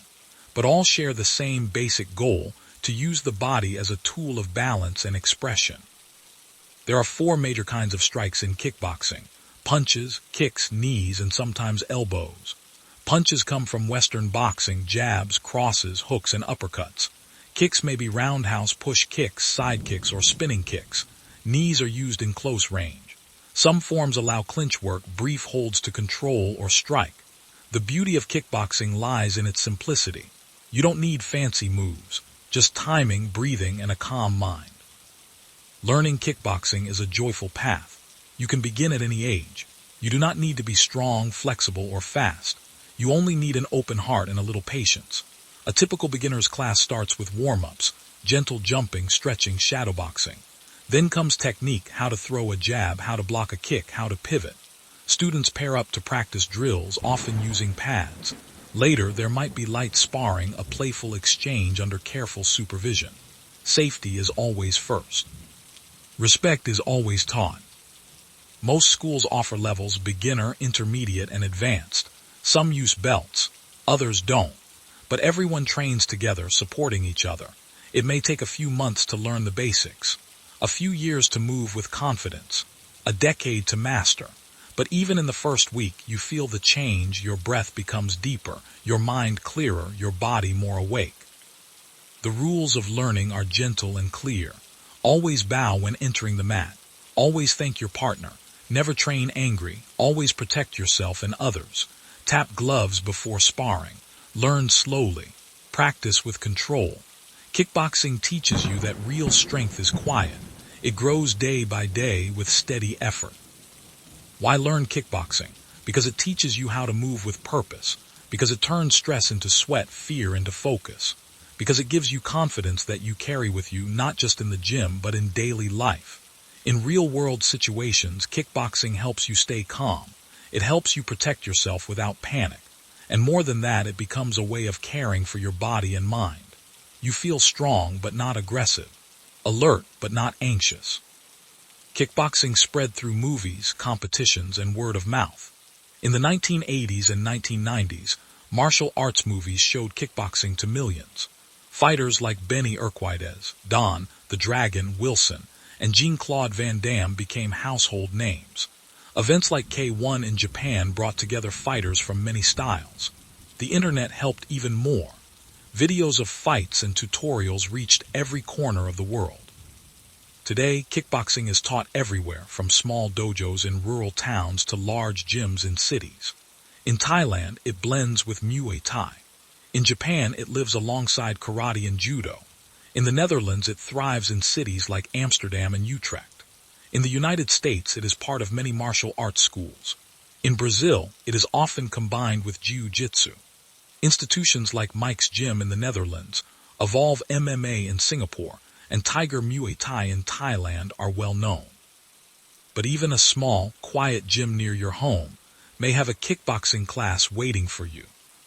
Competitions take place all over the world. There are amateur leagues, pro circuits, and international championships. The biggest include K1, Glory, One Championship, and WAKO World Championships. Rules vary slightly by style. Some allow clinching and knees, others do not. Fights are usually 3 to 5 rounds. Fighters wear gloves and mouthguards. Headgear is often used in amateur bouts. To participate, you start with training, then take part in friendly and gym sparring. Then you register for local matches. Everyone starts somewhere. Kickboxing has seen many records and amazing feats. Fastest knockout, longest win streak, most titles held. But beyond the records, there are quieter victories. The child who overcomes shyness. The elder who stays active through training. The injured person who heals through movement. These stories do not make headlines, but they shape lives. Some of the most admired fighters include Ernesto Hoost, known as Mr. Perfect, for his calm and clean technique. Buakaw Banchamak, the Thai fighter who moves with grace and power. Giorgio Petrosian, called the Doctor for his surgical precision. Tiffany Van Soest and Anissa Mexon, who have helped shape women's kickboxing with strength and style. They are not just champions. They are teachers, examples, and inspirations. Hollywood has embraced kickboxing many times. Jean-Claude Van Damme's Kickboxer brought the art to cinema screens. Bloodsport inspired a generation. More recently, fight scenes in the John Wick films include real kickboxing moves. Actors like Scott Adkins and Michael Jai White trained seriously. But beyond action movies, documentaries and personal stories have also shown the deeper side of kickboxing. The quiet hours of training, the silent lessons of self-mastery. And now, as we reach the soft close of this long and peaceful story, we sit still for a moment. Kickboxing is not noise. It is rhythm. It is not aggression. It is awareness. It is not just a fight. It is a journey, one of movement, breath, respect, and growth. You may hear the thud of gloves, but beneath it is the beat of a calm heart. Thank you for sharing this quiet path with us. And now, as the mats clear and the lights dim, we gently invite you to join us again next time. Another story waits, another martial art with another soft lesson. Until then, breathe easy, move with grace, and let each step be a calm step forward.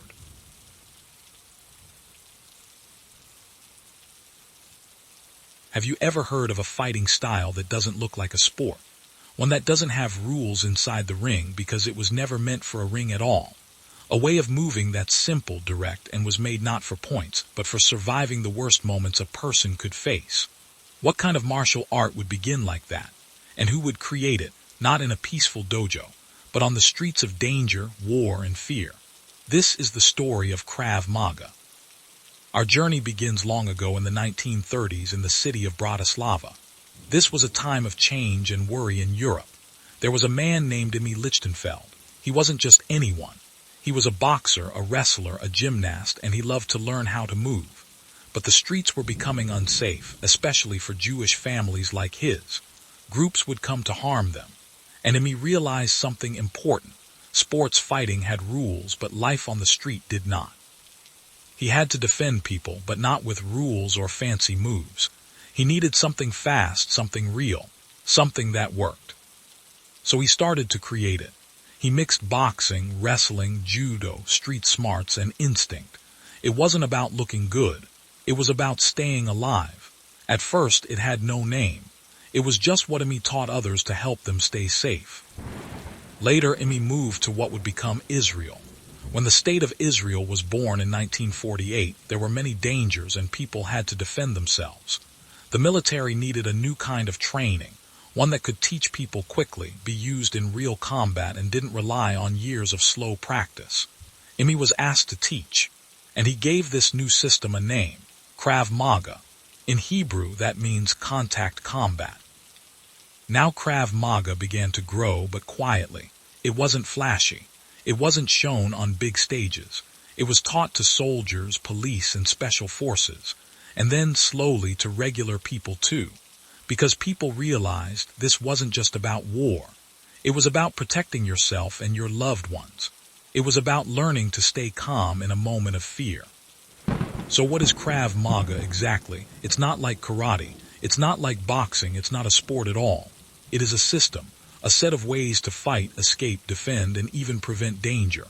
It teaches punches, yes, elbows, knees, kicks, but it also teaches how to stop someone from grabbing you, how to block a knife, how to disarm a gun, how to get out of trouble fast. There are no high kicks or fancy spins. Everything is practical. The moves are simple, repeated over and over until your body remembers. It focuses on the most vulnerable parts of the attacker, eyes, throat, knees, groin, because in danger you must end the threat quickly. There are different levels of learning in Krav Maga.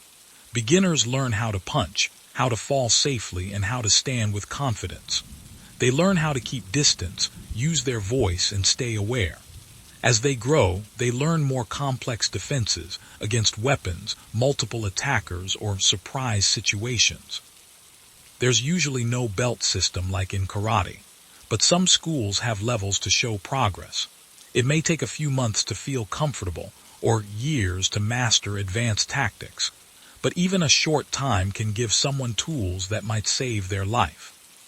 People learn Krav Maga for many reasons.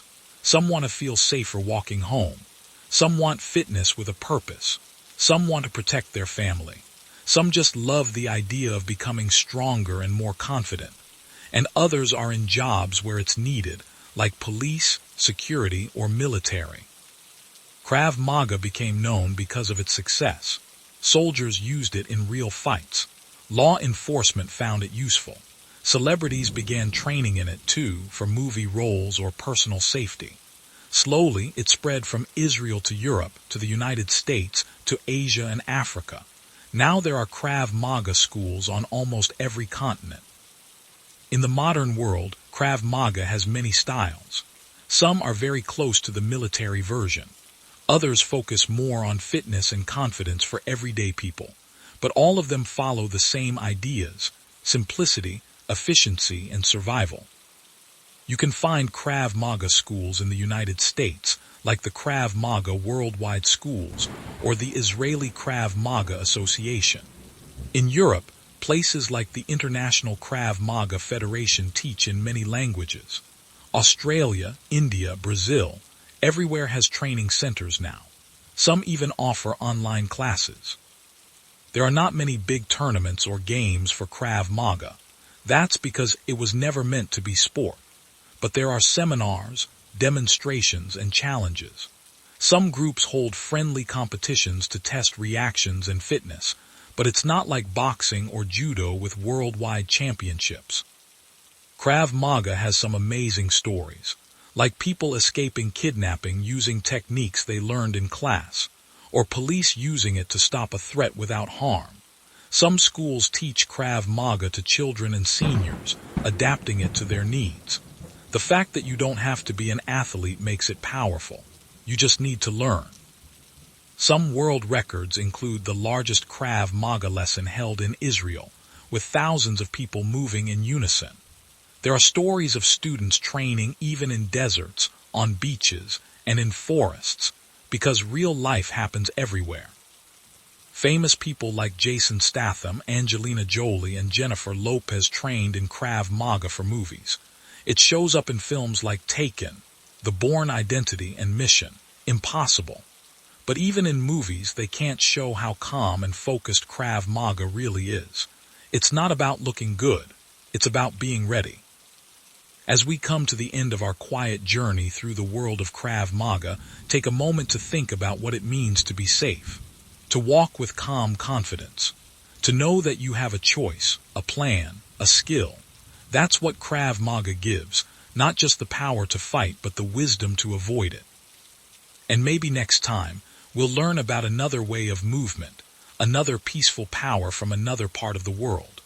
What do you think about a journey into the silent, flowing world of Aikido, or the ancient rhythm of Silat? The story continues, and it's always waiting for you.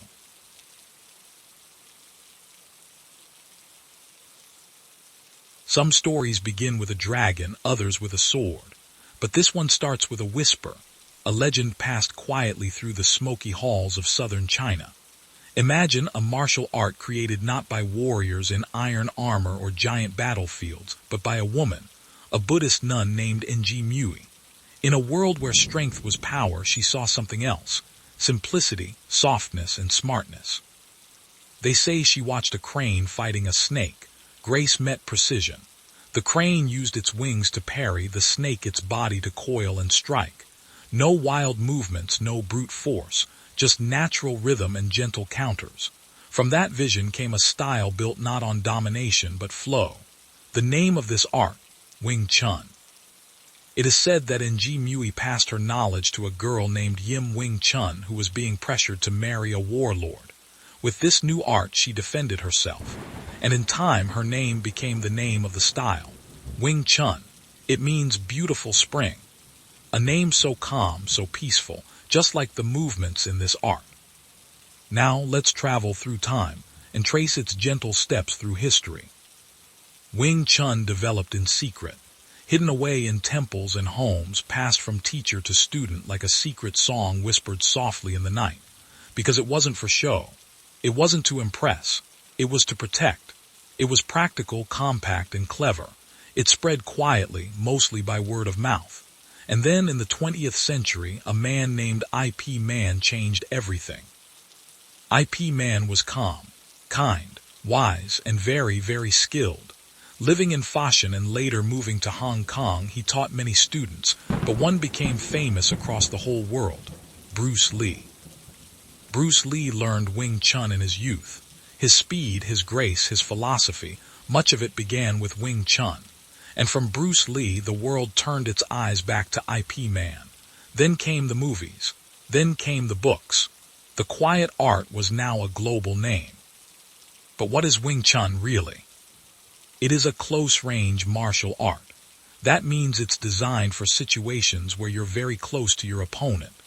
The movements are short, sharp, and smart. It focuses on the center line, the imaginary line down the middle of your body. Protect the center line, control the fight. The strikes are gentle in appearance but powerful. There are punches like the famous chain punch delivered like a drum roll. There are low kicks, simple blocks, deflections, and redirections. There are 3 core hand forms: Siu Nim Tao, Chum Kiu, and Biu Ji. Each form is like a poem, teaching body movement, balance, and response. There is also Kai Sao, or sticky hands, a training method where 2 people touch forearms and feel each other's movements. It teaches sensitivity, not just sight. It's like listening with your skin. Learning Wing Chun isn't fast. It isn't a rush. It's a journey like walking slowly through a peaceful garden, step by step, movement by movement. Beginners start with stances and Siu Nim Tao, the little idea form. They learn patience, posture, awareness. Over time, they move to the wooden dummy. It doesn't hit back, but it teaches distance, angles, and timing. It becomes a quiet friend, helping refine every motion. There are no belts in traditional Wing Chun. Progress isn't about color. It's about understanding. People learn Wing Chun for many reasons. Some for self-defense, some for confidence, some for posture and balance, some for inner peace. Because Wing Chun isn't loud, it's soft, it's smart, and it works. In real life, Wing Chun can be used in crowded places where big movements aren't possible. On trains, in hallways, indoors. Its simplicity makes it useful. How did it become so popular around the world? The answer starts with IP Man. His fame grew through Bruce Lee. Then came the movies, especially the IP Man film series, which brought elegant fight scenes and emotional storytelling. Viewers everywhere became curious. Schools opened in Europe, the Americas, Australia, Southeast Asia, and still today it continues to grow. In the modern world, Wing Chun is both a tradition and a modern practice. Some still teach it the old way, slow, careful, and silent. Others have blended it with fitness routines or even mixed martial arts. It is taught in countries like Germany, Italy, the United States, the United Kingdom, Malaysia, and Australia. Famous schools include the Wing Tsun Athletic Association in Hong Kong and Lung Ting's International Wing Tsun Association. Anyone can learn, young or old, male or female. Classes often begin with warm-ups, basic stances, and slow movements. No rushing. It's about building the body from the inside out. Competitions exist too, though they're less flashy than other martial arts. Wing Chun competitions often focus on forms or kai sao. It's not about winning. It's about skill and control. And now, some fun and fascinating facts. Did you know Bruce Lee's first fight at school was broken up because he used Wing Chun chain punches so fast, the teacher couldn't see them clearly? Did you know that IP Man was a police officer and used Wing Chun in real-life situations? Did you know that Wing Chun is one of the only martial arts that teaches to go forward, always forward, not backing away? As for the great masters, IP Man, of course, but also Lung Ting, Wang Shun Lung, and Chu Shang Tin. Each added their own wisdom. Each helped it grow. In Hollywood, Wing Chun has appeared in many films, most notably the IP Man series starring Donnie Yen. Those movies introduced millions to this calm, practical art. Bruce Lee's early films also carry its influence. And so, we return to the beginning. A crane, a snake, a nun, a girl. A soft art born not to conquer, but to protect. In the end, Wing Chun isn't about fighting. It's about listening, understanding, flowing. And maybe that's why it lasts so long. Because in a world full of noise, Wing Chun is a quiet answer. Thank you for listening to the story of Wing Chun. In the next episode, we'll explore another beautiful martial art, one that travels through centuries, across oceans, and into hearts. Until then, stay calm, stay curious, and keep moving forward.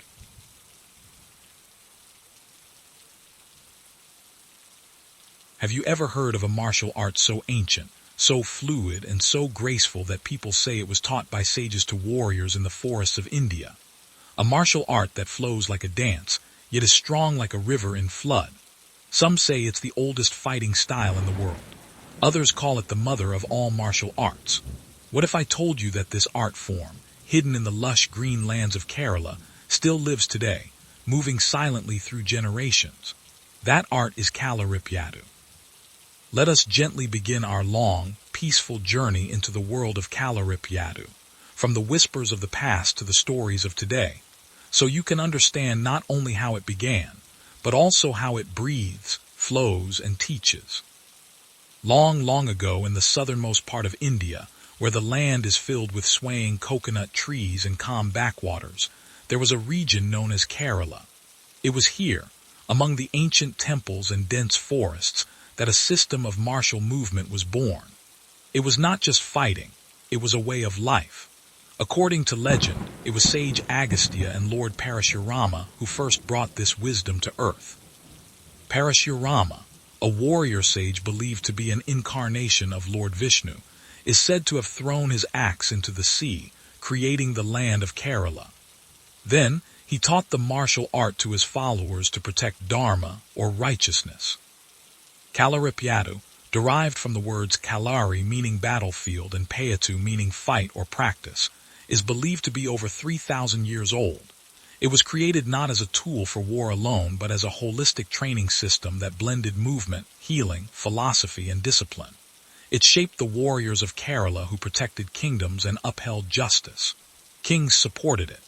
Gurus passed it down. And even today it whispers to those who listen. But what exactly is Kalaripayattu? What does it look like? Imagine a dancer who moves like water with sudden swirls, spins, and leaps.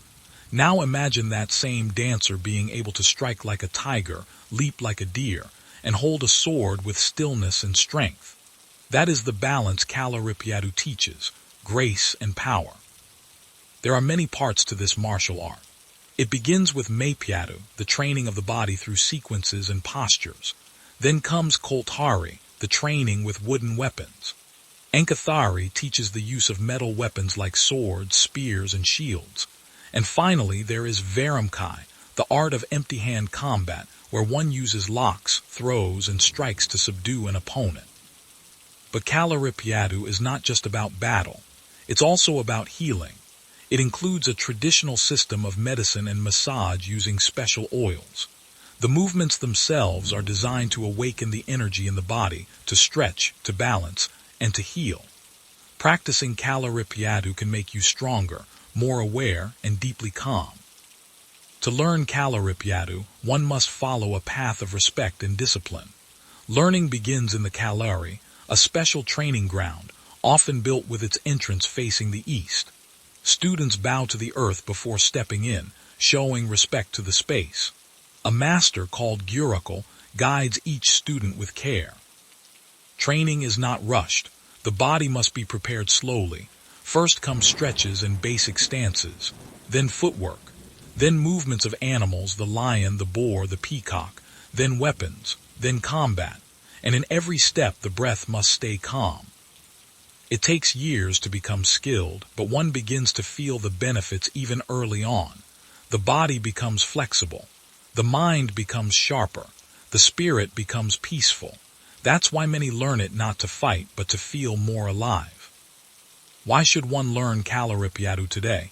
Because it teaches us more than kicks and strikes.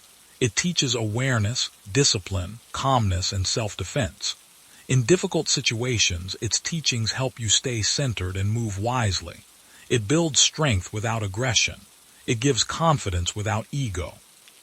In the olden days, warriors were trained in Kalari to protect kingdoms. But over time, wars faded and the art was nearly forgotten. Then something beautiful happened.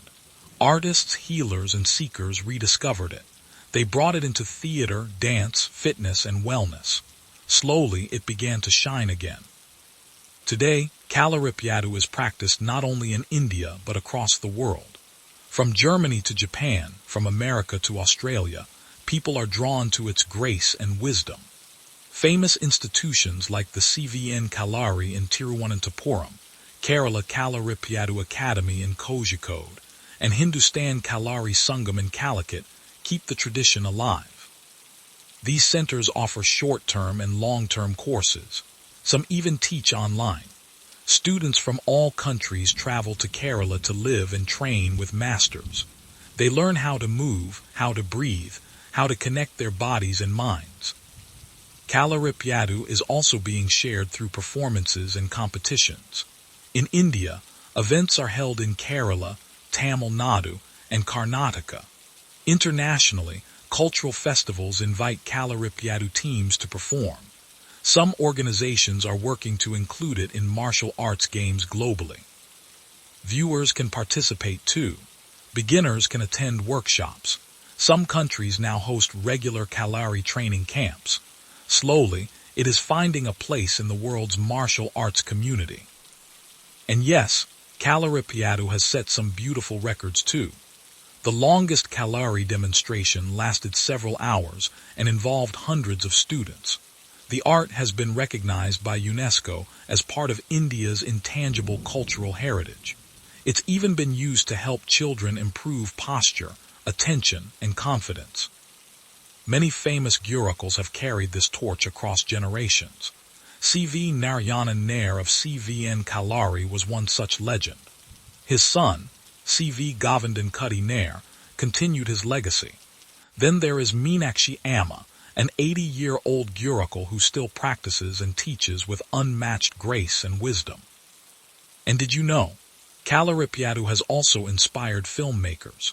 In the movie The Last Legion, Kalaripayattu movements were used in choreographing the fight scenes. Actor Vidyut Jamwal, trained in Kalaripayattu, showcased it in many of his films. The fluid style of combat in some Hollywood and Bollywood films finds its roots in Kalari. So now, as we slowly bring our story to a close, think of Kalaripayattu not just as an ancient martial art, but as a quiet river of wisdom still flowing today. It invites us to move, to breathe, to grow. It whispers to us, strength is not always loud.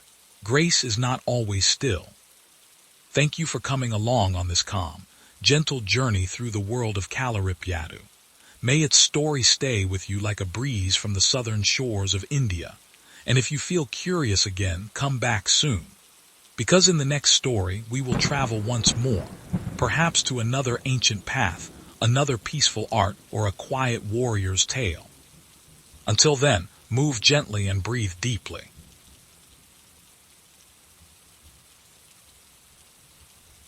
Have you ever wondered what it truly means to disappear in silence? To move with the wind, hide in the shadows, and act with quiet purpose? There is a word that whispers across time, a word that once stirred the hearts of the unseen warriors of old Japan. That word is ninjutsu. Let us begin slowly, gently, and allow the path to unfold like a soft mist rising in the early morning. Ninjutsu is more than a martial art. It is a way of understanding the world, a calm strategy of survival, adaptability, and deep inner stillness. But where did it come from? And who were the people that practiced it? The story of ninjutsu begins over 1,000 years ago.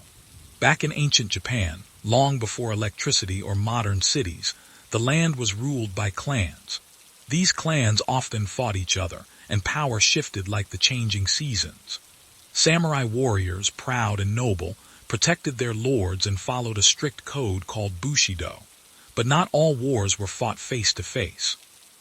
In the quiet mountains of Iga and Koga, two regions hidden in the forests of central Japan, something different began to take shape. The people there needed to survive. They were not always strong in number nor protected by powerful lords. So they watched, they learned, they blended in.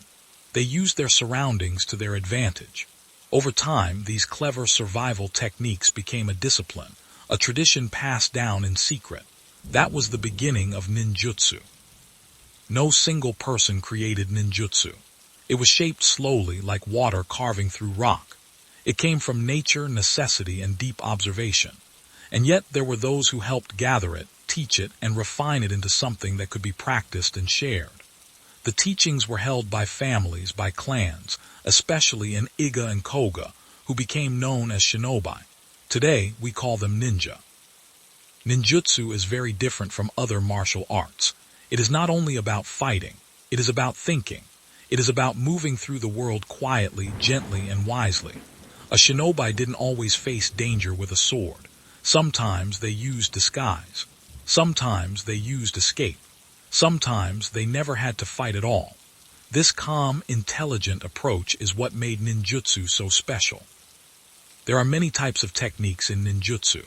Some focus on unarmed combat called taijutsu. This includes striking, kicking, blocking, and throwing, but always with grace, not violence. Other techniques involve the use of tools and weapons like the shuriken throwing stars, the kunai, a small digging tool used like a knife, or the shinobi's way, a hidden walking staff. Each tool was used with care and precision. But ninjutsu also includes other skills, things that go beyond the battlefield. There is shinobi-iri, the art of stealthy movement. There is intonjutsu, the art of escaping and concealment. There is choho, the practice of gathering information quietly, like a whisper on the wind.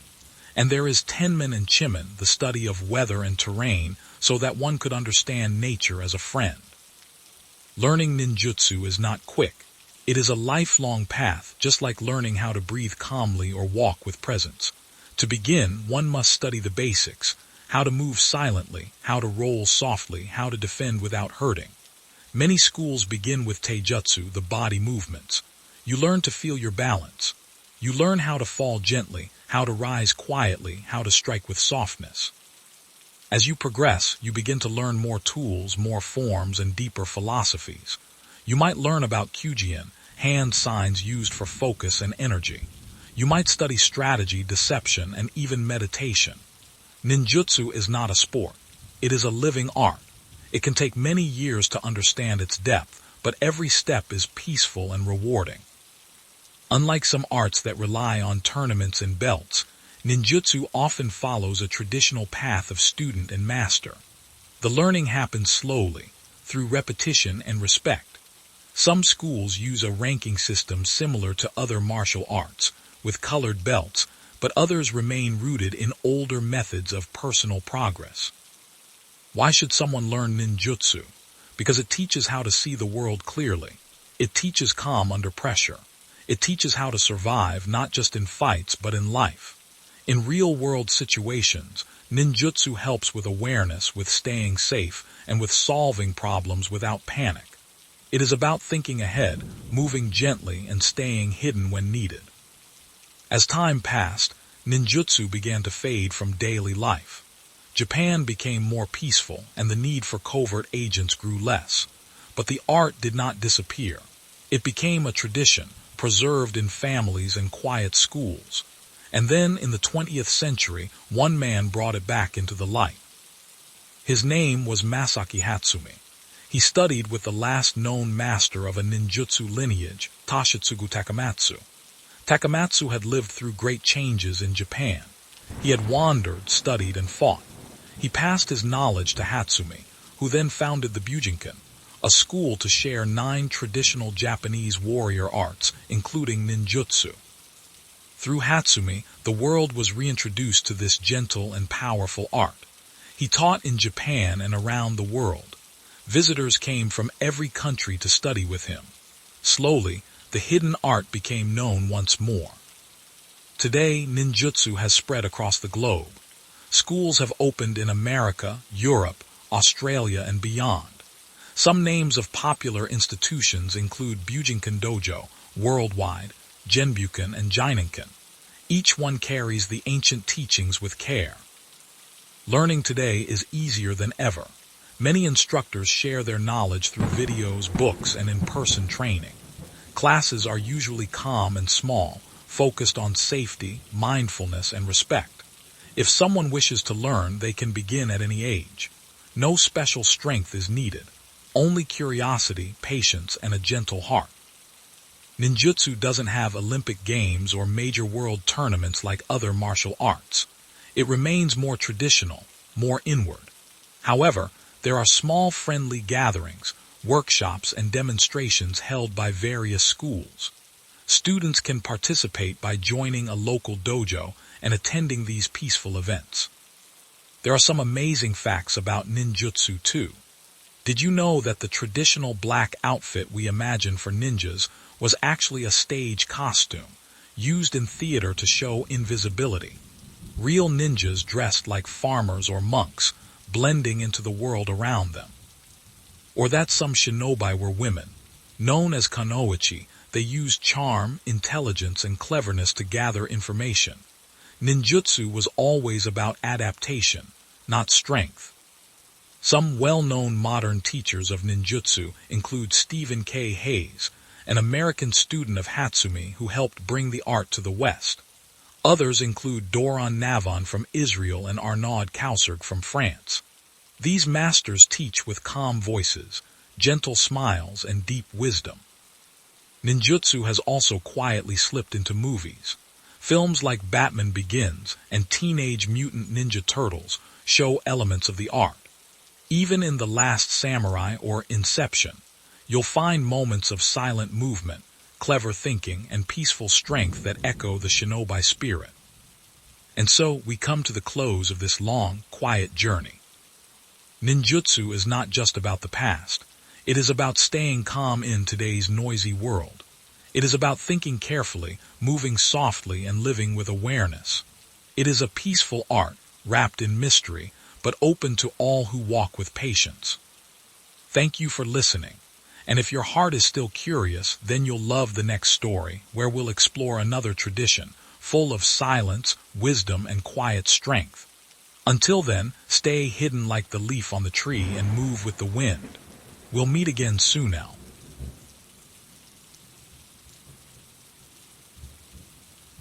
Have you ever wondered what it means to fight without fighting, to move without movement, To punch without a punch.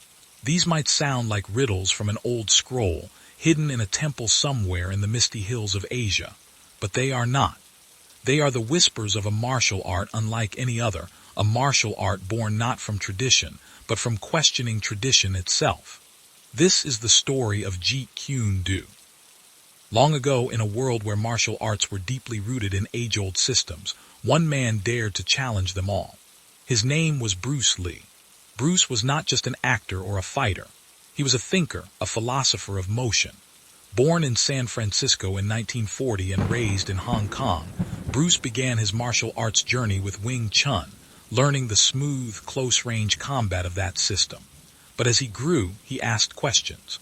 Why should a fighter be bound to one style? Why follow forms if real combat has no forms? So Bruce created his own path. He didn't invent new moves. Instead, he removed what wasn't necessary. Jeet Kune Do, which means the way of the intercepting fist, was his answer. It wasn't a style with set katas or belts. It was a concept, a way of thinking. Bruce believed in simplicity, directness, and freedom. If it worked, it was good. If it didn't, throw it away. Jeet Kune Do is hard to describe like other martial arts because it doesn't have fixed stances or forms. It uses punches, kicks, elbows, knees, grapples, and anything else that helps win a fight quickly. There are no rules in real combat, Bruce said, so Jeet Kune Do is not bound by rules.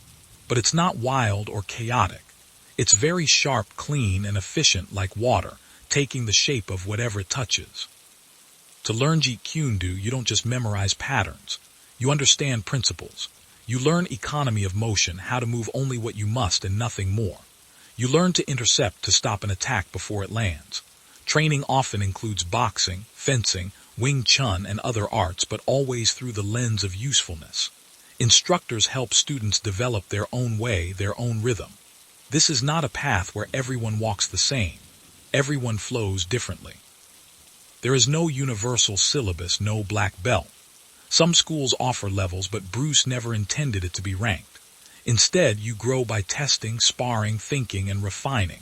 It could take years or a lifetime.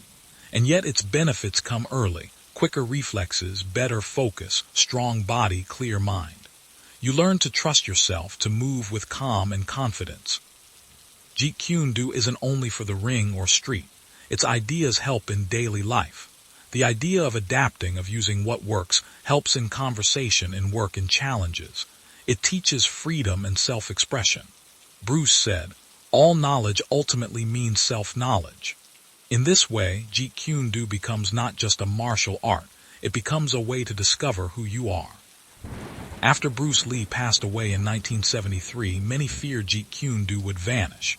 But his students like Dan Inosanto, Taiki Kimura, and others carried the torch. Some kept it exactly as Bruce taught. Others adapted it further. There was even debate, should it stay frozen as Bruce left it, or should it keep evolving? But in the end, that debate reflects the heart of Jeet Kune Do, to always ask, always adapt. Over time, it spread across the world. Schools opened in the United States, Canada, Europe, Asia, and beyond. Some were strict, others were experimental, but all remembered the one idea: absorb what is useful, reject what is useless, and add what is uniquely your own. Today, Jeet Kune Do exists in many places. You can find it in cities like Los Angeles, New York, London, Berlin, Tokyo, Manila, and Mumbai. You can study at places like the Inosanto Academy in California, or smaller schools taught by certified instructors worldwide. Students often begin with boxing gloves and focus mitts. They learn footwork drills, trapping hands, interception drills. They learn to think, move, and question. Unlike other martial arts, Jeet Kune Do does not have big international tournaments. It is not a sport. It's not judged by points, but its influence is everywhere. Mixed martial arts, or MMA, owes much to Bruce's ideas. Before MMA had rules, Bruce said to mix arts freely. His vision became real decades later in cages and rings around the world. There are no world records in Jeet Kune Do because it doesn't chase records, but there are amazing facts. Bruce Lee's speed was almost unreal. He could punch in 0.05 seconds. His famous one-inch punch could send grown men flying. He could perform push-ups on one finger. But more than that, he inspired millions not by power but by truth. His honesty in movement, his clarity of thought became legends. Many famous martial artists have followed Bruce's path. Dan Inosanto, his close friend and student, continues teaching. Jerry Podet, Richard Bustillo, and Jesse Glover were also among his early students. Each one interpreted Jeet Kune Do differently. Some added Filipino martial arts, some added grappling, but all tried to stay honest. Hollywood also embraced Jeet Kune Do. Of course, Bruce Lee's own films like Enter the Dragon and The Way of the Dragon show its roots. Later, actors like Brandon Lee, Jason Scott Lee, and Donnie Yen brought its ideas to screen. Even movies like The Matrix and John Wick carry echoes of Bruce's fluid fighting style. His philosophy touched not just martial arts but cinema, music, and even dance. And now here we are, telling his story not with shouts or battles but with quiet words. The story of Jeet Kune Do is not just about fists and kicks. It is about freedom. It is about honesty. It is about you. So if you ever feel stuck, remember Bruce's words. Be water, my friend. Let those words carry you. Let them guide you gently through the struggles of the day. And if you want to know more, come back. Because next time, we may explore the hidden temples of Shaolin or the soft strength of Tai Chi. The world of martial arts is wide and deep. There are always more gentle stories to tell.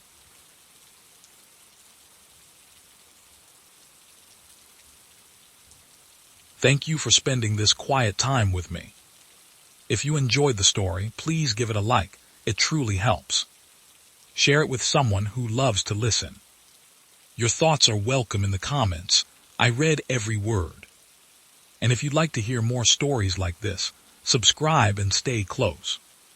Another journey is already waiting in the next video. A new world, a new moment, something old and beautiful. Don't miss it.